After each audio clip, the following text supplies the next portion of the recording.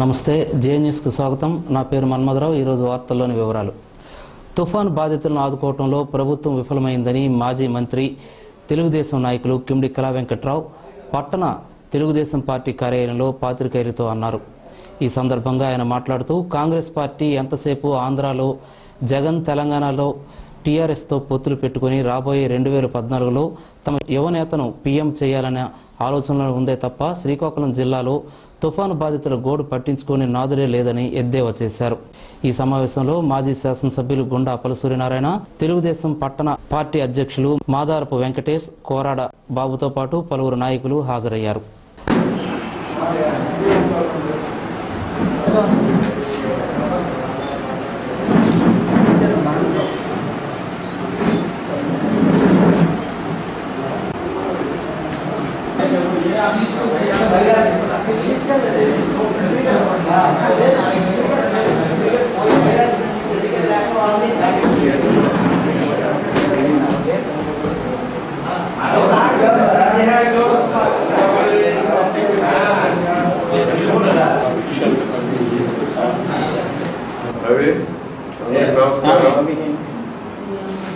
Start చేద్దామా? సాక్షి లేదు, నిద్రావస్థలో ఉంది. ఓటు సీటు రాజకీయాలు తప్ప ప్రజా సమస్యలు పట్టడం లేదు. అమెరికాలో ఉండేటటువంటి పరిస్థితి మనం ప్రచార సాధనాల్లో చూసాం. కానీ ఈ రాష్ట్ర ప్రభుత్వం, కాంగ్రెస్ ప్రభుత్వం, ముఖ్యమంత్రి గారికి మాత్రం నిమ్మకి నీరెత్తినట్టుగా పూర్తిగా నిద్రావస్థలో ఉండేటటువంటి పరిస్థితిలో ప్రభుత్వం, ముఖ్యమంత్రి గారు ఉన్నారంటానికి తుఫాను వెళ్ళిపోయి 6 రోజులు అవుతున్నప్పటికి కూడా కనీసం మంచినీరు, నిత్యావసర వస్తువులు సప్లై చేయలేనటువంటి దుస్థితిలో ఉండేటటువంటి వ్యక్తులు ఎవరు కూడా, నేను ఇవాళ నిన్న పేపర్లు, మనకు జిల్లాలో పేపర్లు చూశాను, ఎవరు కూడా ఆ పని మీద ఉన్నట్టుగా కానీ ఎక్కడైనా బాధితులను ఆదుకున్నట్టుగా ఏమీ నాకు కనిపించలేదు. మాటల్లోనే వినిపిస్తుంది తప్ప చేతల్లో మాత్రం ఎక్కడా కనిపించలేదు.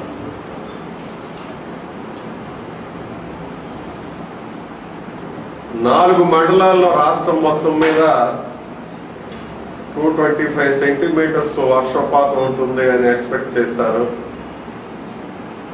మరి గాలులు కూడా విపరీతంగా వస్తాయని ఎక్స్పెక్ట్ చేశారు.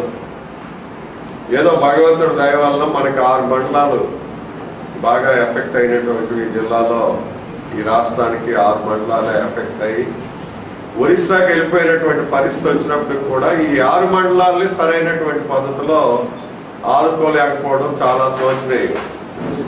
96లో మరి 2000లోనో వచ్చేటప్పుడు ఒరిస్సాకి మనం సహాయం చేసేటటువంటి స్థితిలో ఉండేవాళ్ళం. ఈవేళ మనకన్నా ఒరిస్సా ముఖ్యమంత్రి గారు సిగ్గుపడాల్సినటువంటి పరిస్థితి ఇక్కడ ఏర్పడింది.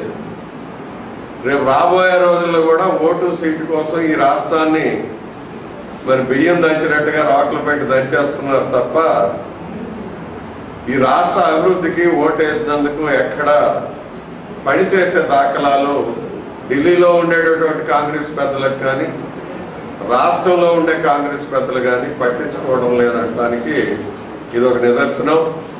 వాళ్ళు ఎంతసేపు ఇక్కడ జగన్తో కలిసిపోయాం, అక్కడ టీఆర్ఎస్తో కలిసిపోయాం, సీట్లన్నీ మావే అనే పద్ధతిలో ఉన్నారు తప్ప ఈ రాష్ట్రంలో పరిపాలనలో మన పార్టీ ఉంది, అధికారంలో మనం ఉన్నాం, మనకు ముఖ్యమంత్రి ఉన్నాడు, కేంద్ర మంత్రులు 10 మంది ఉన్నాం, లేదు ఇక్కడ మంత్రులు ఉన్నారు, ఎమ్మెల్యేలు ఉన్నారు, ప్రభుత్వం మన చేతిలో ఉంది అనేటటువంటి విషయాన్ని పూర్తిగా విస్మరించారు. ఆ పనిలో లేరు. ఎంతసేపు జగన్తో ఆంధ్రాలో కలిసిపోయాం, అక్కడేమో టీఆర్ఎస్తో కలిసిపోతాం, ఓట్లు మాకు వేసేయండి, మా అబ్బాయికి ప్రైమ్ మినిస్టర్ చేసేయండి అనే పద్ధతి తప్ప ఇంత విపత్తులో ఉండేటటువంటి జనంకి ఏం చేశాము అని నేను మీ ద్వారా ప్రశ్నిస్తున్నా. వాళ్ళకి ఏం చేశారనేది రేపు ప్రెస్ కాన్ఫరెన్స్ పెట్టి చెప్పుకోనండి. ప్రభుత్వాన్ని ముఖ్యమంత్రి గారికి చెప్పమనండి. ఇగో మేము ఈ 6 మండలం సమ్మె విరమించిన సిక్కోల్లో ఉద్యమం ఆగదు జిల్లా జేఏసీ నాయకులు వెల్లడి. జిల్లాలో ఉద్యమం ఆగదని, ఈ ఉద్యమం మరింత ఉధృతం చేస్తామని, పార్లమెంట్ శీతాకాల సమావేశంలో పూర్తయ్యేంత వరకు ఈ ఉద్యమం సాగుతుందని ముక్తకంఠంతో జేఏసీ నాయకులు వెల్లడించారు. నేడు స్థానిక ఎన్జీఓ హోంలో పాత్రికేయుల సమావేశంలో జేఏసీ చైర్మన్ హనుమంతు సాయిరాం మాట్లాడుతూ, ఈ రోజు సాయంత్రం రాష్ట్ర నాయకత్వం ఆధ్వర్యంలో నేడు సీఎం గారితో సమావేశం ఉందని, పార్టీ సభ్యులు మాట ప్రకారం ఉద్యమం కొనసాగించాలా వద్దా అన్న మొదట అన్ని సంఘాలు చర్చించుకున్న పిదప అశోక్ బాబు గారికి తెలపాలని చెప్పినందున ఈ రోజు ఉదయం మా సభ్యులు పార్టీ అంతా సమ్మెను కొనసాగించాలని స్పష్టం చేసినందున ఉద్యమం మరింత ఉధృతం చేస్తామని, అదే విషయంలో రాష్ట్ర కార్యవర్గం తెలుపుతున్నామని చెప్పారు.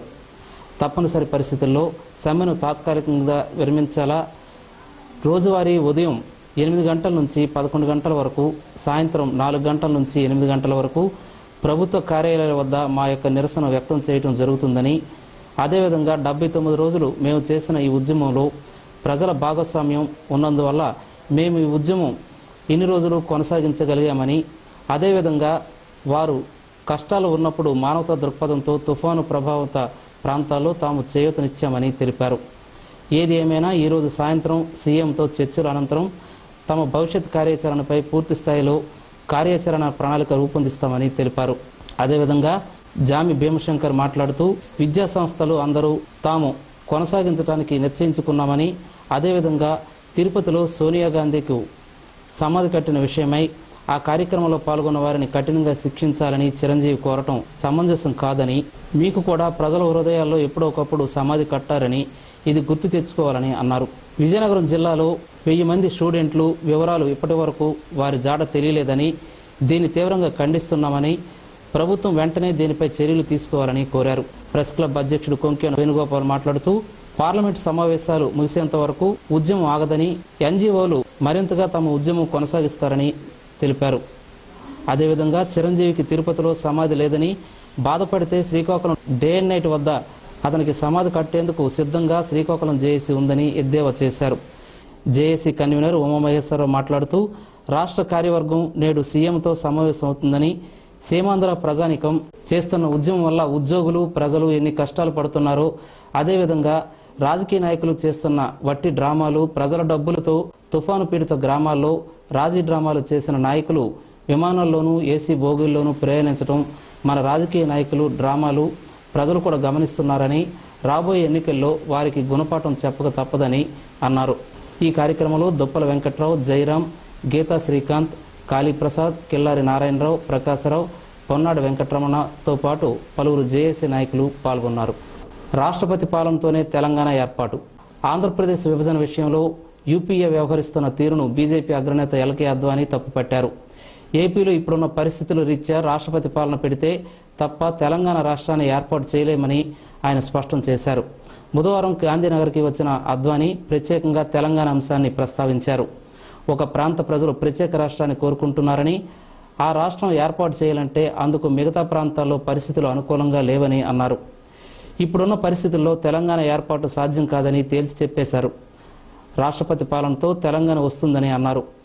తెలంగాణ రాష్ట్రాన్ని ఏర్పాటు చేస్తామని కాంగ్రెస్ పార్టీ ప్రకటించిన తర్వాత ఆంధ్ర ప్రాంతంలో చాలా మంది ఆత్మహత్య చేసుకున్నారని గుర్తు చేశారు. వాజ్పేయి ప్రధానిగా ఉన్న సమయంలో 3 కొత్త రాష్ట్రాలు ఏర్పాటు చేసిన విషయాన్ని అద్వానీ ఈ సందర్భంగా గుర్తు చేశారు. తన శవంపై నుంచే జార్ఖండ్ ఏర్పాటు చేయవలసి ఉంటుందని అప్పట్లో బీహార్ ముఖ్యమంత్రి లాలూ ప్రసాద్ అన్నారని, కానీ ఎవరు చనిపోకుండా జాగ్రత్త చేశామని ప్రస్తావించారు. తెలంగాణ ఏర్పాటుకు పార్లమెంట్లో బీజేపీ మద్దతుపై తెలంగాణ వాదుల నుంచే కొన్ని సందేహాలు వ్యక్తమవుతున్నాయని తరుణంలో అద్వానీ ఇలాంటి వ్యాఖ్యలు చేయటం ఇరు ప్రాంతాల్లో ఆసక్తిగా మారింది. రాష్ట్ర విభజన విషయంలో కమలనాథుల స్వరంలో మార్పు వస్తుందనే అభిప్రాయం తెలంగాణ వాదుల్లో వ్యక్తమవుతుంది.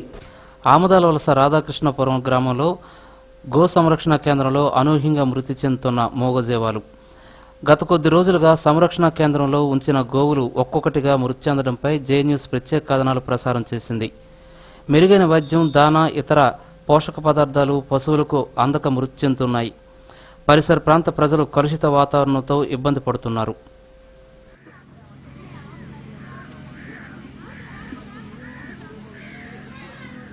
వాళ్ళకి వచ్చిన ప్రభుత్వం ఇచ్చిన డబ్బులేమో వాళ్ళు తీసుకుంటే వీళ్ళు చెప్పేస్తాను వీటికి కనీసం వాడు మీద దోజి అంటారు. నేను సవడానికి రెడీగా ఉన్నాయి కొన్ని. మరి ఘోరం.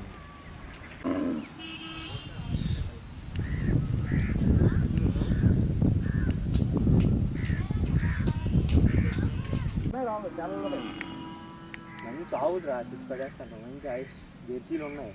అలా జెర్సీ కోడలేదు.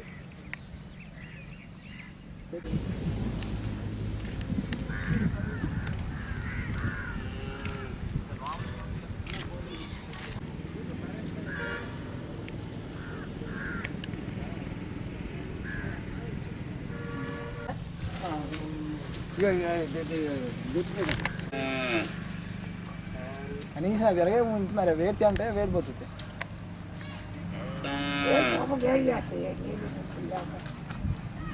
ఆకర్షణ పేలుతో సహా దించేస్తాంట.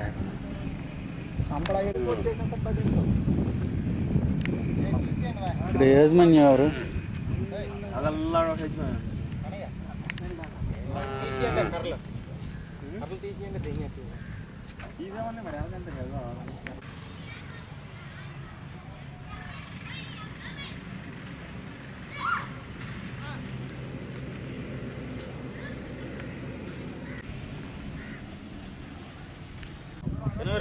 వచ్చారా?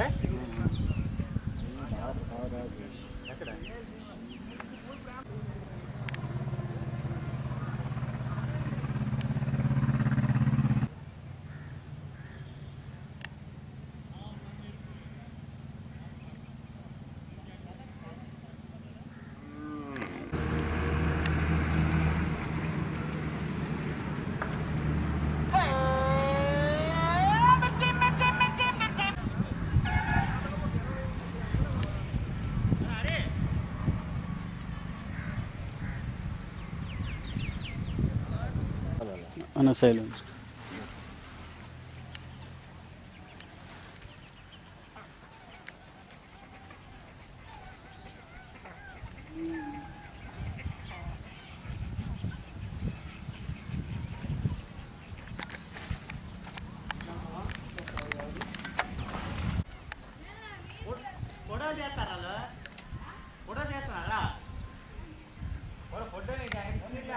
ఫోటోలు పడవా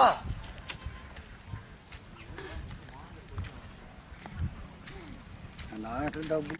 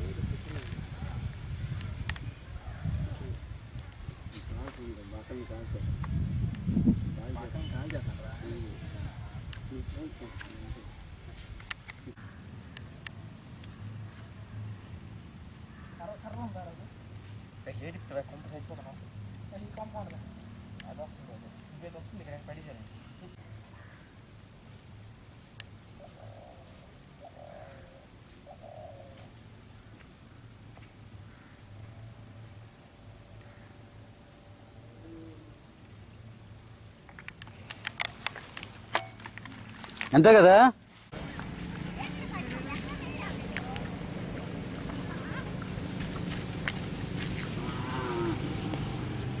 ఇప్పుడు డాక్టర్స్ అయి వండుకోవడం వీళ్ళకి ఓపెన్ వదిలిస్తే 4-5 గంటలు స్మెల్ వచ్చేస్తుంది. స్టార్ట్ అయిపోయింది. దీని పరిస్థితి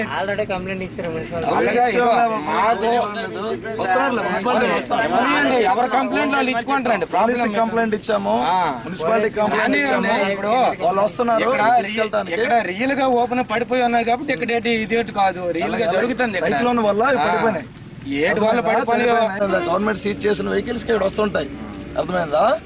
అందువల్ల ఏంటంటే చనిపోయిన ఇంటికి ఇప్పుడు మున్సిపాలిటీ కంప్లైంట్ ఇచ్చాం. వాళ్ళు వస్తున్నారు. వాళ్ళు వచ్చి ఇప్పుడు తీసుకెళ్తారు. అది చూద్దరు కానీ మేము కూడా అదే అంటాను, మీ పడిపోయింది తీసుకెళ్తాను ఉంచుకుంటారు. చెప్పే రీతిలో చెప్పాలి కానీ వైస్ ప్రెసిడెంట్ అని చెప్పి కెమెరాలు పెట్టి తేటిది సేవది. ఇక్కడ ఎవరు డబ్బులు ఎట్టి తీసుకొని చేయట్లేదమ్మా, సేవ చేస్తున్నారు. చూడండి ఇప్పుడు చనిపోయిన వాటిని మున్సిపాలిటీ వాళ్ళు వచ్చి తీసుకెళ్ళాలి. అర్థమైందా? ఇది గవర్నమెంట్ గోశాల, ఎవరు డైరీ ఫామ్ కాదు, ఇది కాదు. అది అరాజకం అడిగితే నేను చెప్తాను కదా ఇదేంటి, దీని డీటెయిల్స్ అంతా రాగానే ఒక కెమెరా పెట్టేసి ఇదేంటి